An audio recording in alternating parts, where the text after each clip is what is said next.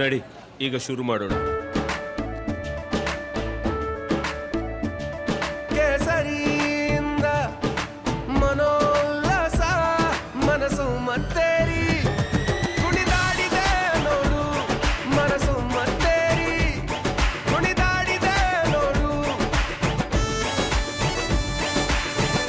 ಕ್ಷಣ ಕ್ಷಣವೂ ಆಚರಿಸಿ ಕೇಸರಿ ಹಬ್ಬ. ವಿಮಲ್ ಬಾಯಲ್ಲಿ ಹೇಳಿ ಕೇಸರಿ. ರೇವ್ ಪಾರ್ಟಿಯ ಬಿಗ್ ಎಕ್ಸ್ಕ್ಲೂಸಿವ್ ಗುಂಡು ತುಂಡು ಅಮಲ್ನಲ್ಲಿ ಸೆಲೆಬ್ರಿಟಿಗಳು rave party ಝಲಕ್.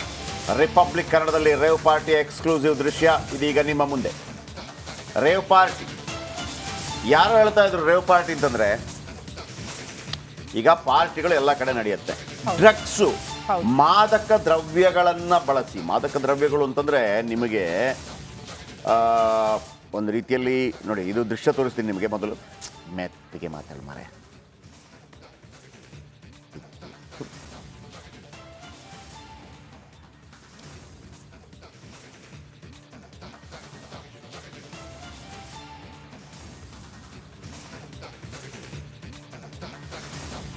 Republic Kannada screen ಮೇಲೆ ಗಮನಿಸ್ತಾ ಇದ್ದೀರಿ. ಇದು ಬೆಂಗಳೂರಿನ ಹೊರವಲಯ ಅಂದ್ರೆ ಆನೇಕಲ್ನ ಒಂದು ಫಾರ್ಮ್ ಹೌಸ್ ನಲ್ಲಿ ನಡೆದಂತಹ ರೇವ್ ಪಾರ್ಟಿಯ ದೃಶ್ಯ.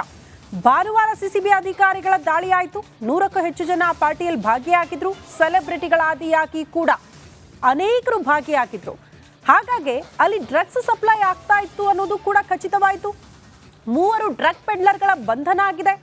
86ಕ್ಕೂ ಹೆಚ್ಚು ಜನರ ಬ್ಲಡ್ ಸ್ಯಾಂಪಲ್ ಅನ್ನ ಕಳಿಸ್ಕೊಟ್ಟಾಗ ರಿಪೋರ್ಟ್ ಕೂಡ ಹೌದು ಡ್ರಗ್ಸ್ ಸೇವನೆ ಮಾಡಿದ್ರು, 85ಕ್ಕೂ ಹೆಚ್ಚು ಜನ ಡ್ರಗ್ಸ್ ಸೇವನೆ ಮಾಡಿದ್ರು ಅನ್ನೋದು ಕೂಡ ದೃಢಪಟ್ಟಿದೆ. ಆದ್ರೆ ಈಗ ಪ್ರಶ್ನೆ ಇದ್ದಿದ್ದು, ಈ ರೇವ್ ಪಾರ್ಟಿ ಇಷ್ಟು ದೊಡ್ಡ ಮಟ್ಟದಲ್ಲಿ ಅರೇಂಜ್ ಆಗಿದೆ, 100 ಜನ ಭಾಗಿಯಾಗಿದ್ದಾರೆ, ಡ್ರಗ್ಸ್ ಸಪ್ಲೈ ಆಗಿದೆ, ಮಾದಕ ವಸ್ತುಗಳ ಸೇವನೆಯಾಗಿದೆ ಅಂದ್ರೆ ಲೋಕಲ್ ಪೊಲೀಸ್ ಇಲಾಖೆಗೆ, ಆ ಪೊಲೀಸ್ ಠಾಣಾ ವ್ಯಾಪ್ತಿಗೆ ಮಾಹಿತಿ ಇರ್ಲಿಲ್ವಾ ಅನ್ನೋದು ಪ್ರಶ್ನೆ. ಮಾಹಿತಿ ಇದ್ದು ಕೂಡ ಸೈಲೆಂಟ್ ಆಗ್ಬಿಟ್ಟಿದ್ರಾ? ಇದು ಕೂಡ ಪ್ರಶ್ನೆ ಇದೆ. ಸಾಧಾರಣವಾಗಿ ಪಾರ್ಟಿಗಳನ್ನು ನಡೆಸೋದಕ್ಕೆ ಅವಕಾಶ ಇರುತ್ತೆ. ಪಾರ್ಟಿಗಳು ಅಂತಂದರೆ ಸಾಧಾರಣವಾಗಿ ಎಣ್ಣೆ ಪಾರ್ಟಿ ಇರುತ್ತೆ, ಮತ್ತೊಂದಿರುತ್ತೆ ಸಿಗರೆಟ್ ಪಾರ್ಟಿ, ಎಲ್ಲವೂ ಇರುತ್ತೆ. ಎಣ್ಣೆ ಏನು ಗುಂಡು ತುಂಡು, ಆಮೇಲೆ ಡ್ಯಾನ್ಸು, ಇದೆಲ್ಲವೂ ಕೂಡ ಸಾಧಾರಣವಾಗಿ ಆಗ್ತಾ ಇರುತ್ತೆ. ಆದರೆ ಈ ರೇವ್ ಪಾರ್ಟಿ ಅನ್ನೋದು ಹೇಗಿರುತ್ತೆ ಅಂದರೆ ಒಂದು ಹೊರ ಪ್ರದೇಶದಲ್ಲಿ ಮಾಡಿರ್ತಾರೆ. ಆಮೇಲೆ ಅದನ್ನು ಸೆಲೆಬ್ರಿಟಿಗಳನ್ನು ಬೇಕಂದ್ರೆ ಕರೆಸಿರ್ತಾರೆ. ಅವ್ರದ್ದೇ ಒಂದು ಗ್ರೂಪ್ ಇರುತ್ತೆ. ಆಮೇಲೆ ಪಾರ್ಟಿ ಅಂತ ಮಾತ್ರ ಹೇಳಿರ್ತಾರೆ, ಒಳಗಡೆಯಿಂದ ಏನೆಲ್ಲ ಡ್ರಗ್ಸು ಮತ್ತೊಂದು ಮಾಫಿಯಾ ಎಲ್ಲವೂ ನಡೀತಿರುತ್ತೆ. ಅದಕ್ಕೆ ಪೆಡ್ಲರ್ಸ್ಗಳು ಬಂದಿರ್ತಾರೆ. ಯಾವ ರೀತಿ ಅಂದರೆ ನಶೆಯಲ್ಲಿ ತೇಲ್ತಾ ಇರ್ತಾರೆ. ಅದೆಲ್ಲವೂ ಕೂಡ ನಿಷಿದ್ಧವಾಗಿರುವಂಥದ್ದು. ಫಾರ್ ಎಕ್ಸಾಂಪಲ್, ನಾವು ನಶೆ ಅಂದ ತಕ್ಷಣ ಗಾಂಜಾ ಅಂದ್ಬಿಡ್ತೀವಿ.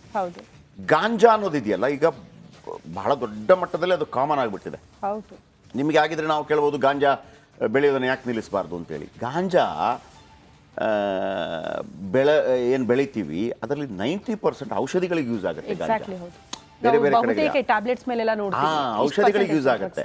ಆಮೇಲೆ ಕೆಲವು ಪೇಷಂಟ್ಗಳು ಇರ್ತಾರಲ್ಲ, ಕೆಲವು ಪೇಷಂಟ್ಗಳಿಗೆ ಆ ಗಾಂಜಾದೇ ಔಷಧಿ, ಗಾಂಜಾ ತೆಗೆದುಕೊಳ್ಳೋದಕ್ಕೆ ಒಂದು ಪ್ರಿಸ್ಕ್ರಿಪ್ಷನ್ ಇರುತ್ತೆ. ಅವರಿಗೆ ಬೇರೆ ಅವಕಾಶಗಳು ಇರೋದಿಲ್ಲ. ಈಗಲೂ ನಿಮಗೆ ಗಾಂಜಾದ ಬಗ್ಗೆ ಇಲ್ಲ ಅದನ್ನು ಏನು ಕಾನೂನಾತ್ಮಕವಾಗಿ ಮಾಡಿ ಅಂತೇಳಿ ಕೆಲವರೆಲ್ಲ ಕೇಳಿದ್ದೆಲ್ಲ ನೀವು ಕೇಳಿದಿರ್ಬೋದು. ಇತ್ತೀಚೆಗೆ ಕೂಡ ಕೆಲವರು ಹೇಳ್ತಾ ಇದ್ರು. ಸೊ ಹಾಗಾಗಿ, ಆದರೆ ಕೆಲವೊಮ್ಮೆ ಏನಾಗ್ಬಿಡ್ತಾ ಇದೆ ಅಂತಂದ್ರೆ ಅದನ್ನು ಯಾವ ರೀತಿ ತಗೊಳ್ಬೇಕು ಅಂತ ಗೊತ್ತಿರೋದಿಲ್ಲ. ಆಮೇಲೆ ಅದು ಇದು ತಗೊಂಡ್ರೆ ಇಷ್ಟು ತಿನ್ನಬೇಕು ಮತ್ತೊಂದಿರುತ್ತೆ. ಆಮೇಲೆ ಈ MSD ಇಂಥ ಮಾತ್ರೆಗಳೆಲ್ಲ ಇದೆಯಲ್ಲ, ಅದ್ರಲ್ಲಿ ನೋಡಿ ಕೆಲವೆಲ್ಲ ಹೆಂಗಿರುತ್ತೆ ಅಂದರೆ ಈ ನಾಲಿಗೆ ಕೆಳಗೆ ಹಿಂಗೆ ಒಂಥರ ಚಾಕ್ಲೇಟ್ ಥರನೂ ಅಲ್ಲ, ಒಂಥರ ಈ ಪ್ಲಾಸ್ಟಿಕ್ ಕವರ್ ಇದೆಯಲ್ಲ, ಈ ಸಣ್ಣ ಪ್ಲಾಸ್ಟಿಕ್ ಕವರ್ ಹಿಂಗೆ ಬಾಯಲ್ಲಿಟ್ರೆ ಹಂಗೆ ಕರಗೋಗ್ಬಿಡ್ತದೆ. ಚಾಕ್ಲೇಟ್ ಕೊಡೋದು ಮತ್ತೊಂದಲ್ಲ. ಆಮೇಲೆ ಆ ನಶೆಗಳಲ್ಲಿ ಹೆಂಗೆ ತೇಲೋಗ್ಬಿಡ್ತಾರೆ ಅಂದರೆ, ಈಗ ಎಣ್ಣೆ ಯಾಕೆ ಹೊಡಿತಾರೆ, ಸಿಗರೇಟ್ ಯಾಕೆ ಹೊಡಿತಾರೆ, ಅಥವಾ ನಶೆ ಯಾಕೆ ಇದು ಮಾಡ್ತಾರೆ, ಅದೇ ರೀತಿ ಇದು ಮುಂದುವರೆದ ಒಂದು ಭಾಗ ಅಂತೇಳಿ. ಆದರೆ ಇದೆಲ್ಲವೂ ಕೂಡ ನಿಷಿದ್ಧವಾಗಿರುವಂಥದ್ದು. ಈ ರೇವ್ ಪಾರ್ಟಿಗೆ ಬರುವಂಥವ್ರಿಗೆ ವಿಶೇಷವಾಗಿ ಎಲ್ಲ ಶ್ರೀಮಂತರ ಮಕ್ಕಳಿರ್ತಾರೆ. ನಿಮ್ಗೆ ಗೊತ್ತಿರ್ಬೋದು, ಜೀವರಾಜ ಆಳೋ ಮಗ ಇತ್ತೀಚೆಗೆ ಲಾಸ್ಟ್ ಟೈಮ್ ಸಿಕ್ಕಾಕೊಂಡಿದ್ದ. ಆಮೇಲೆ ರಾಗಿಣಿ ಅವರಿವರೆಲ್ಲ ಸೆಲೆಬ್ರಿಟಿಗಳು ಸಿಕ್ಕಾಕೊಂಡ್ಬಿಟ್ರು. ಈಗ ಸಿಕ್ಕಾಕೊಂಡಾಗ ಮಾತ್ರ ಅದು ದೊಡ್ಡ ಸುದ್ದಿ ಆಗುತ್ತೆ. ನೀವು ಇದು ಬಿಡಿ, ಇಲ್ಲಿ ಕೆಲವು ಈ ಏನು ಡ್ಯಾನ್ಸ್ಗಳಲ್ಲಾಗತ್ತಲ್ಲ, ಪಬ್ ಡ್ಯಾನ್ಸ್ಗಳಲ್ಲಿ ಅಲ್ಲೂ ಕೂಡ ಕೊಡ್ತಾರ್ರಿ. ಪಬ್ಗಳಲ್ಲಿ ಕೊಡ್ತಾರೆ. ಈ ಡ್ಯಾನ್ಸ್ ಆಗುವಂಥ ಪಬ್ಗಳಲ್ಲಿ ಗಾಂಜಾ, ಡ್ರಗ್ಸು ಗೊತ್ತಿಲ್ಲ ನನಗೆ, ಆದರೆ ಗಾಂಜಾದಂತೂ ಅಲ್ಲಿ ಸಪ್ಲೈಗಳಾಗ್ತಾ ಇರುತ್ತೆ. ಆಮೇಲೆ ಪೊಲೀಸರಿಗೆ ಮಾಹಿತಿ ಇಲ್ಲದೆ ಇಂಥದ್ದು ನಡೆಯೋದಕ್ಕೆ ಸಾಧ್ಯನೇ ಇಲ್ಲ. ಪೊಲೀಸರಿಗೂ ಕೂಡ ಹೇಳಿಬಿಟ್ಟೆ ಇದು ನಡೆದಿರ್ತದೆ. ಆದರೆ ನನಗೆ ಈಗಲೂ ಆತಂಕ ಕಾಡ್ತಾ ಇರೋದೇನು ಗೊತ್ತಾ, ಈಗ ಜೀವರಾಜ್ ಅವಳ ಮಗಂದು ಏನಾಯ್ತು? ಏನೂ ಆಗಿಲ್ಲ. ಎಲ್ಲಿ ತನಕ ಹೋಯ್ತು? ಧಾಮ್ ಧೂಮ್ ನಮ್ಮನ್ನ ಮತ್ತೆ ಬೈತಾರೆ ಮೀಡಿಯಾದ, ನೀವೇನು ಮಾಡಿದ್ರಿ ಅಂತ. ನಮ್ಗೆ ಹೆಂಗಿರುತ್ತೆ ಅಂದ್ರೆ ಒಂದು ಸುದ್ದಿ ಆದ ನಂತರ ಇನ್ನೊಂದು ಸುದ್ದಿ ಬಂದಿರುತ್ತೆ, ಹಾಗಾಗಿ ನಾವು ಅದರ ಹಿಂದೆ ಬಿದ್ದಿರ್ತೀವಿ. ಆಮೇಲೆ ನಟ ನಟಿಯರನ್ನು ಪರ್ಪಸ್ಫುಲ್ ಅದಕ್ಕೆ ಕರೆದಿರ್ತಾರೆ. ಆಮೇಲೆ ಇದು ಇಂಥ ಪಾರ್ಟಿ. ನಿಮಗೆ ಇನ್ನೊಂದು ಗೊತ್ತಿರಬಹುದು, ಬಾಲಿವುಡ್ಗಳಲ್ಲಿ ಅಥವಾ ಬಾಲಿವುಡ್ಗಳಲ್ಲಿ ಹೆಂಗಾಗುತ್ತೆ ಅಂದ್ರೆ ಒಂದು ಶಿಪ್ ಅನ್ನು ಖರೀದಿ ಮಾಡ್ತಾರೆ, ದೊಡ್ಡ ಶಿಪ್ ಅನ್ನು ಖರೀದಿ ಮಾಡ್ತಾರೆ. ಅಂದ್ರೆ ನಿಮಗೆ ಸಮುದ್ರದ ಮಧ್ಯದಲ್ಲಿ ನಡೆಯುವಂತ ಪಾರ್ಟಿ, ಶಾರುಖ್ ಖಾನ್ ಅವ್ರ ಮಗ ಆ ತರ ಎಲ್ಲ ಬಂದದ್ದು ಅದೇ ಕಾರಣಕ್ಕಾಗಿ. ದೊಡ್ಡ ಮಟ್ಟದಲ್ಲಿ ನಡೆಯುತ್ತೆ, ಯಾರು ನೋಡೋರಿಲ್ಲ ಕೇಳೋರಿಲ್ಲ. ಆಮೇಲೆ ದೊಡ್ಡ ದೊಡ್ಡ ವ್ಯಕ್ತಿಗಳ ಫೋನ್ಗಳೆಲ್ಲ ಹೋಗುತ್ತೆ. ಆದ್ರೆ ಇದಕ್ಕಿಂತಲೂ ಹೆಚ್ಚು ಮಾರಕ ಏನು ಗೊತ್ತಾ, ಇಲ್ಲಿಗೆ ಬರುವಂತವ್ರನ್ನ ಯಾವ ರೀತಿ ರೆಡಿ ಮಾಡ್ತಾರೆ ಅಂತಂದ್ರೆ, ನಿಮ್ಮ ಶಾಲಾ ಕಾಲೇಜುಗಳ ಪಕ್ಕದಲ್ಲಿ ಚಾಕ್ಲೇಟ್ಗಳಲ್ಲಿ ಮಿಕ್ಸ್ ಮಾಡಿ ಮಾಡ್ತಾರೆ ಅದನ್ನ. ಅದೊಂದು ದೊಡ್ಡ ಮಾಫಿಯಾ. ಅದನ್ನು ನಾವು ಶತಾಯಗತಾಯ ಕಂಡು ಹಿಡಿಯಲೇಬೇಕು. ಯಾಕೆ ಗೊತ್ತಾ, ನೀವು ಭಯೋತ್ಪಾದನೆ ಮಾತಾಡಿ, ಜಾತಿ ಮಾತಾಡಿ, ಧರ್ಮ ಮಾತಾಡಿ, ಅದೆಲ್ಲ ಇದರ ಮುಂದೆ ನಿಲ್ಲು. ಯಾಕೆ ಹೇಳಿ, ಈಗ ನಾವು ಹಿಂದೂ ಮುಸ್ಲಿಂ ಗಲಾಟೆ ಆಗ್ತಾ ಇರ್ಬೋದು, ಅದೊಂದು ವಿಚಾರ. ಅಥವಾ ಇನ್ನೊಂದು ಯಾವುದೋ ಗಲಾಟೆ ಆಗಿರ್ಬೋದು, ಅದೊಂದು ವಿಚಾರ. ಭಯೋತ್ಪಾದನೆ ಮತ್ತೊಂದು ಅದೊಂದು ವಿಚಾರ. ಆದರೆ ಇಲ್ಲಿದೆಯಲ್ಲ, ನಿಮ್ಮ ಇಡೀ 140 ಕೋಟಿಯಲ್ಲಿ ನೆಕ್ಸ್ಟ್ ಜನರೇಷನ್ ಯಾರು ಬರ್ತಾರೆ ಅವರನ್ನ ವೀಕ್ ಮಾಡ್ಬಿಡೋದು.